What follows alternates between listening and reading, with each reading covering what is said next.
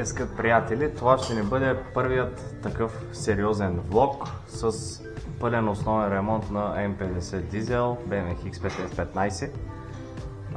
Именно ще ви покажа абсолютно целият процес по събиране на двигателя. Вече е разглобен, всички части са събрани и са тук. След малко почвам да нареждам абсолютно всички нужни части, каквото ни е нужно за пълният основен ремонт. 98% от частите се ползват оригинални на BMW. Всичките части от старите, които ще се ползват тук, а именно като бутала, биели, колянов вал, блок, всичко това ще ни бъде старото, но са измити, направени като чисто нови, също така и маслените охладители и така нататък. Ето да видите за какво става въпрос.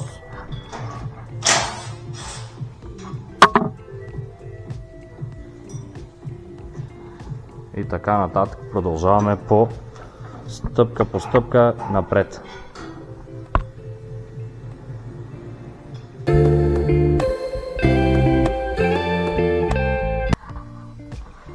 И продължаваме, скъпи приятели, така да ви представя най-новите ни части за тази кола. Маслена помпа с цепка, обтегач с ролки, гумено каре, задна част, така, абсолютно всички сегменти, биелни лагери, тук основни лагери, опръстени за маслен охладител, обслужване на скоростната кутия, обслужване на двигател, гарнитури, щуротийки. По същия начин тук вериги, плъзгачи, обтегачи, имаме водна помпа, термостат, филтри, също така и ремъка, който си ни е напълно оригинален. Заедно с това и трите ни турбини са напълно ревизирани, направени, готови за монтаж. Всичко е направено тип топ, нови свещи, разбира се. За смукателния колектор имаме нови гарнитурки и уплътнения. Тук имаме болтове за петите на основните лагери. Тук имаме болтове за главата, за масления охладител, тук няколко гарнитурки и така нататък. Това всичко, което виждате, е разглобено от автомобила.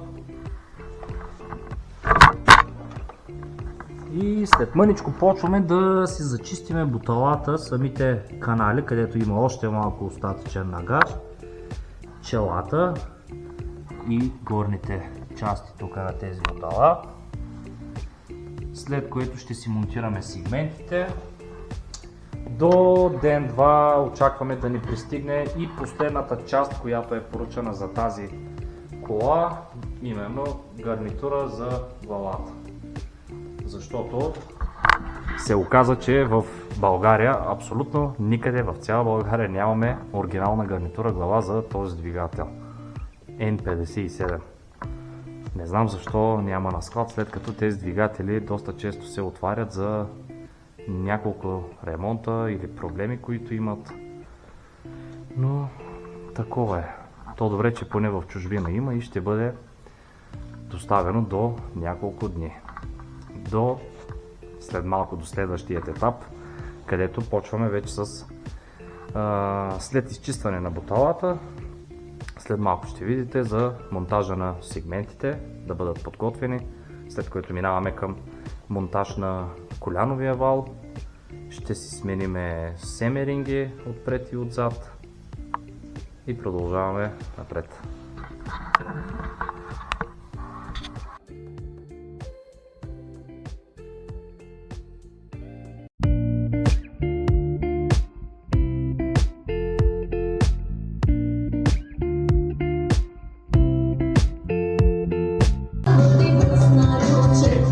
Сметката, не забравяй да знаем.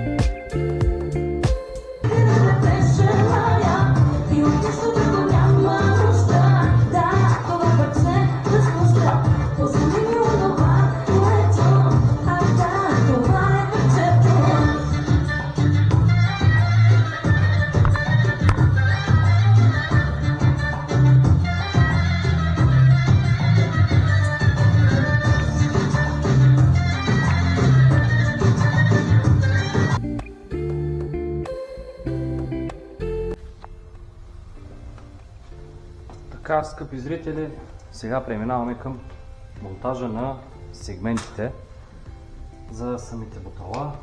Процедурата ни е следната. Една последна промивка на буталата правим с спрей за чистене на спирачки, за да може да не остават абсолютно никакви прашинки, боклуци и така нататък.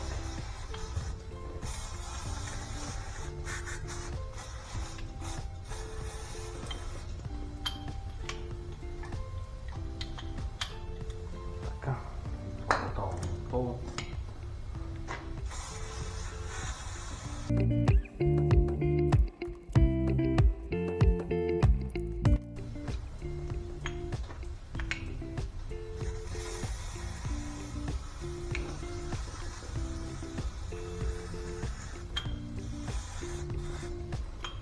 Много е важно и тия канали тук да си бъдат отпушени, защото се запушват понякога от самото масло и нагар. Тук се поставят маслените сегменти, през където на събраното масло да се оттича навътре към вътрешността на буталото и да се стича от тук пак надолу.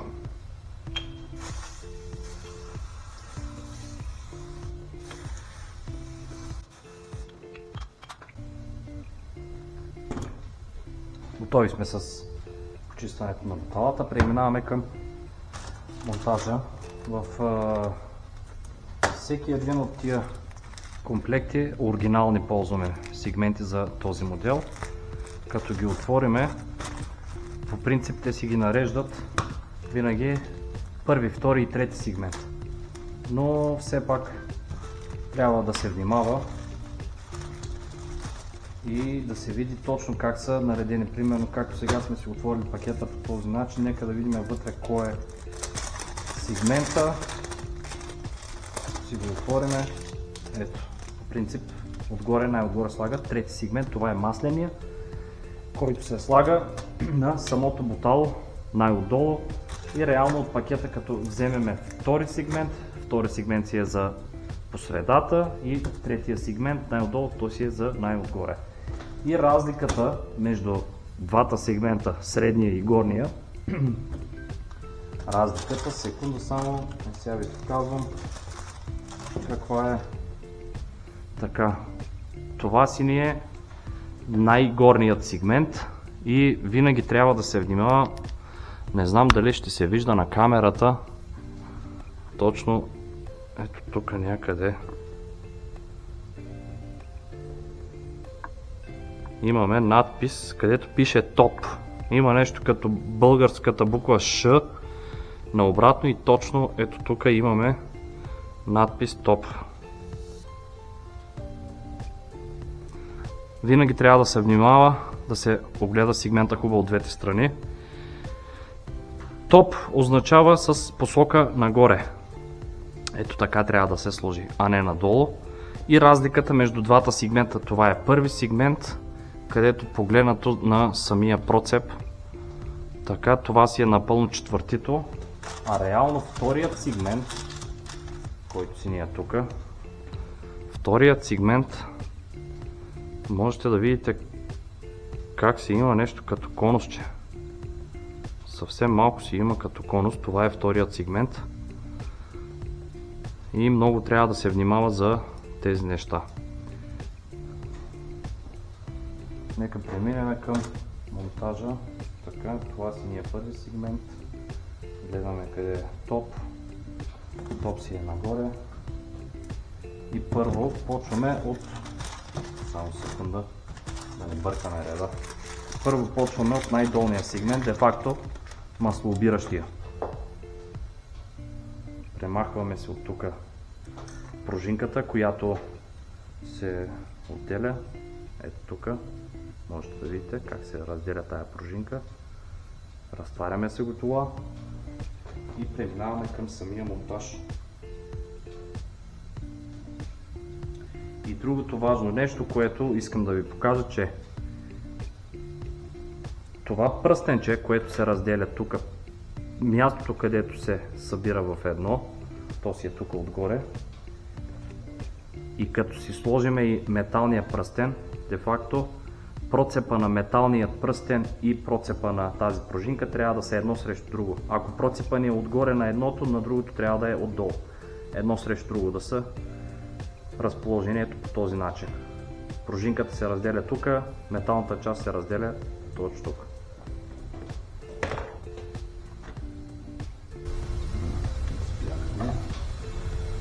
Така, събираме си пружинката максимално колкото може.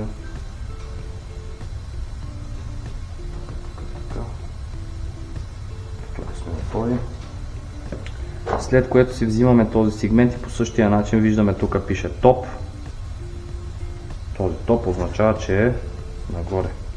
Слагаме си го на специалните клещи за монтаж и гледаме да не разпъваме много с самите клещи, защото са адски чупливи, особено когато са чисто нови. Разтягаме толкова колкото ни е нужно, за да може да прекараме надолу през буталото, а именно ето по този начин. Така. Това го обръщаме. Нашата връзка е точно ето тук и реално го слагаме срещу положението. Събираме си навътре, поставяме сегмента по този начин и лекичко отпускаме с клещите. След отпускането вече си доглеждаме хубаво да си е прилепнало, легнало на самия канал масленият ни сегмент.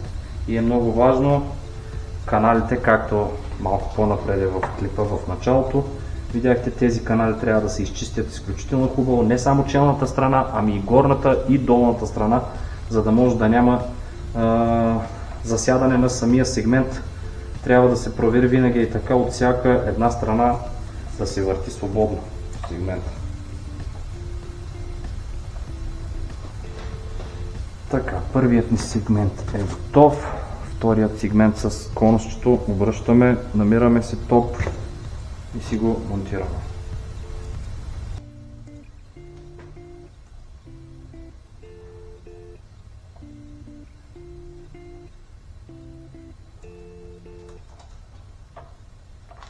Същия начин проверяваме.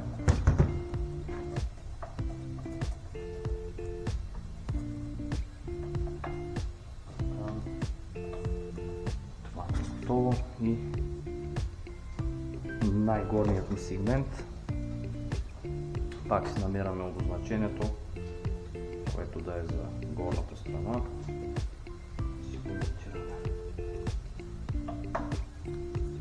И сме готови с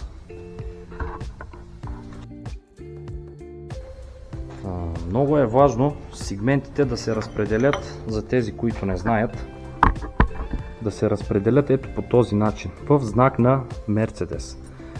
Това ще рече, че примерно както това бутало се слага, ето така е напред, въртиме си, да речеме, от тук оставяме масления сегмент, вторият ни сегмент си го оставяме тук, от тази страна, и третият, най-горният ни сегмент трябва да си дойде тук. Де факто нашите опорни точки, ако виждате, трите ми пръста къде лягат, се образува знакът на Мерцедес и надолу. Тука, тука и тука.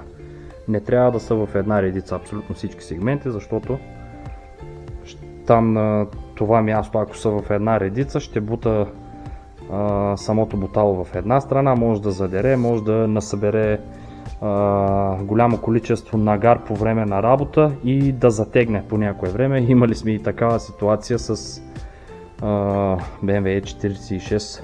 Някой преди нас е бил направил някакъв ремонт и ни стана адски интересно защо този мотор блокира от нищото, и вече чак след като си отворихме двигател, тогава разбрахме за какво става въпрос, каква грешка е била допусната.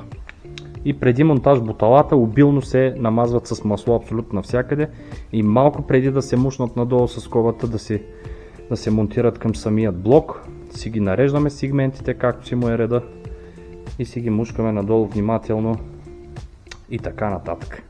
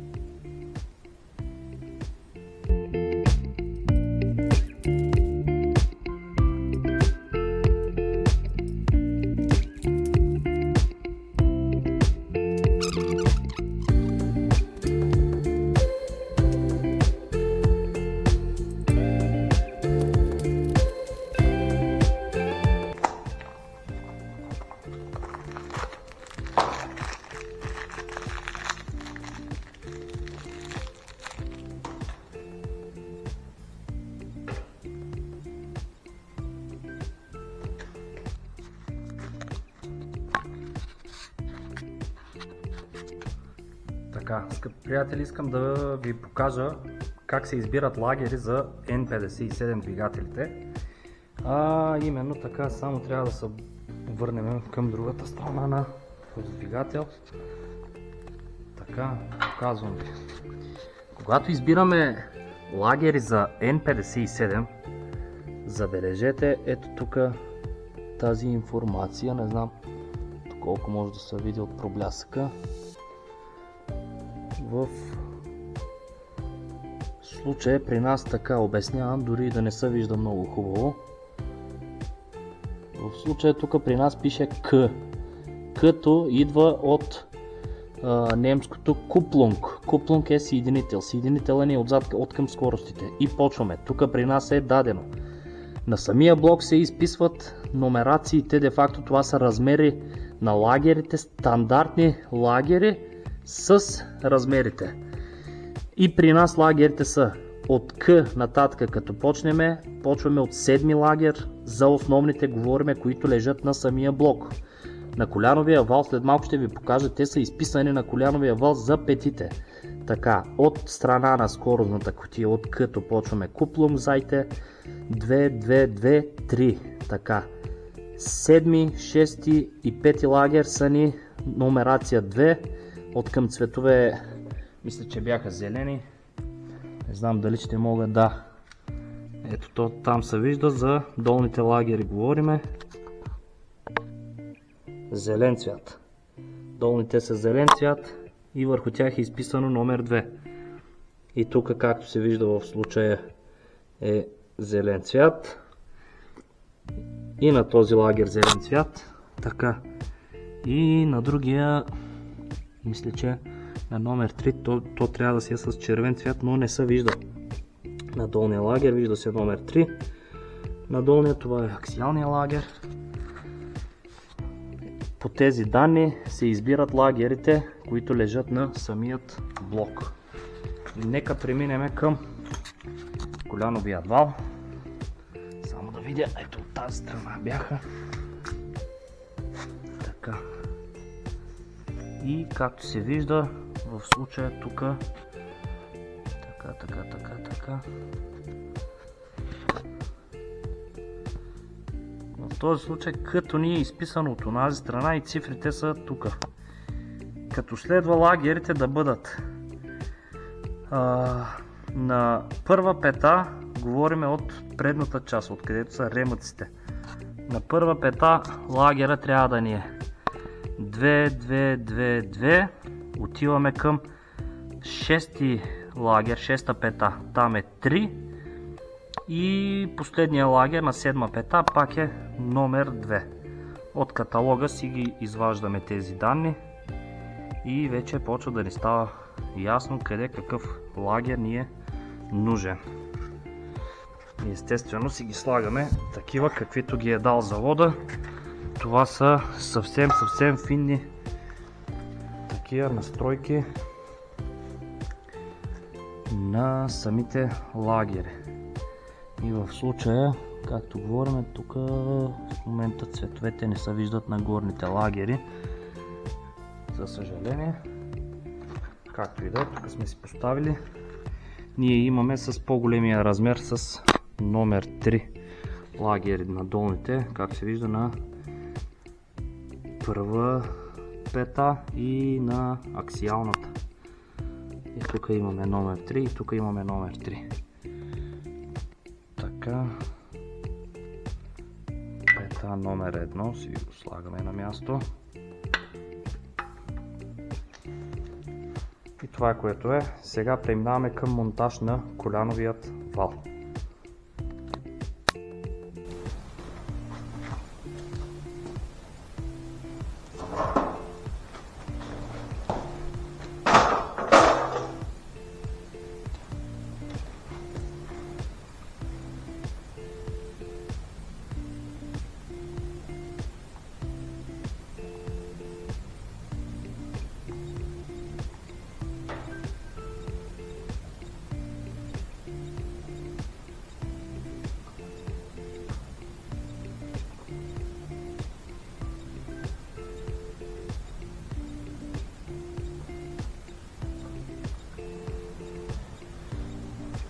Слагаме си от Assembly Loop. Това е специално за монтаж на части, смисъл когато се прави ремонт и за първи път ще се сложат, защото смисъл това води се като течна смазка, това се смесва напълно на 100% с маслото, след малко ще сложим и малко масло, защото маслото ни е тънко и ако сложим само масло, докато дойде време вече да стартираме самия двигател, може да изтече самото масло от лагерите и да се получи леко сухо триене.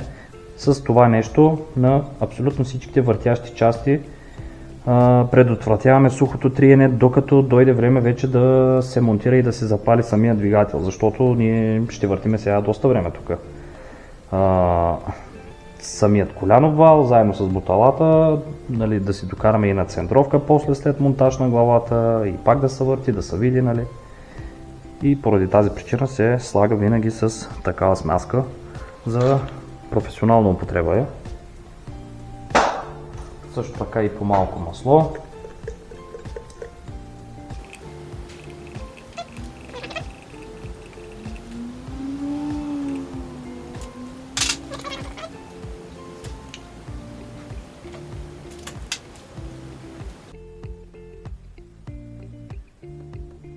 Както правеше Лути Бъчваров, слагаме само малко олио, черно пиперце.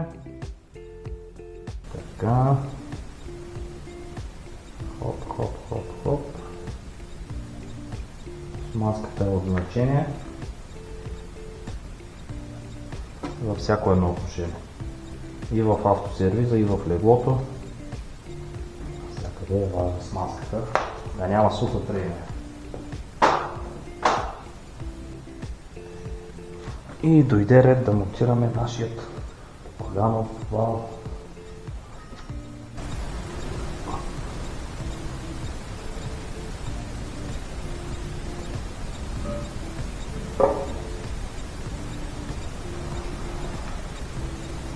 Ако видим някъде прашинки, си ги обираме.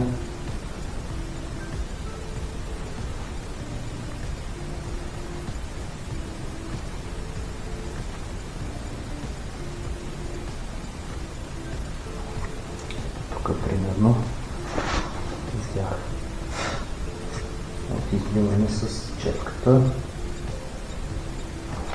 Получили малко мръсотики. По същия начин се слагаме смазка.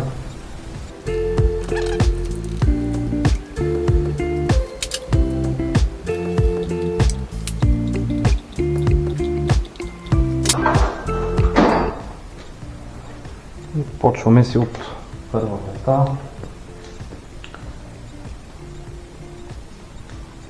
Слагаме си от асемблито.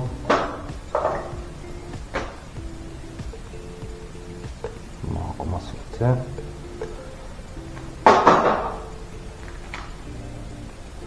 Разнасяме си хубаво маската. Монтажа. Същия начин с втора пета.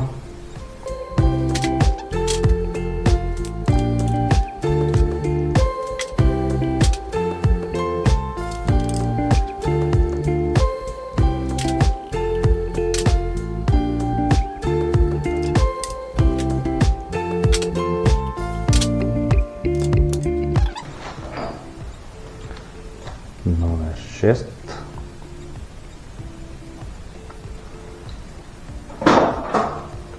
Малко черно пиперце. Да му сложим и черен пипер.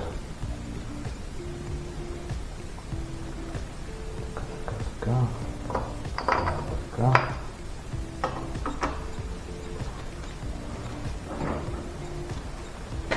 И последната ни пета.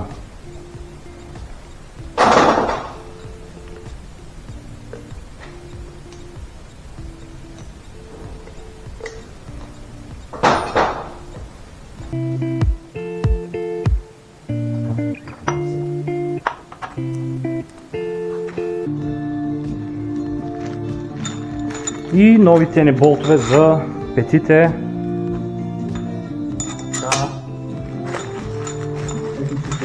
Задължително е. Задължително се слагат нови болтове, защото са много дълги и се разтягат.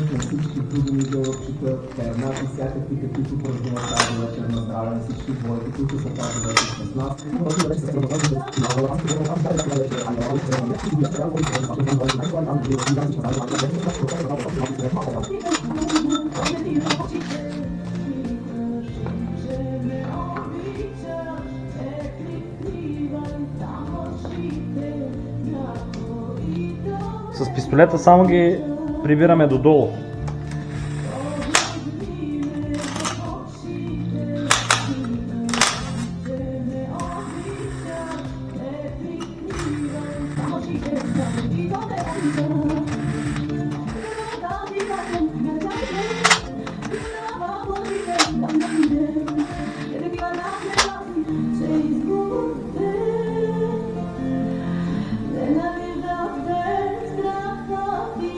Перфектно се върти.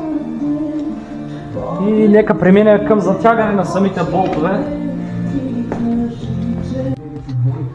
И пак сме тук, само да ви покажа за стягането на болтовете.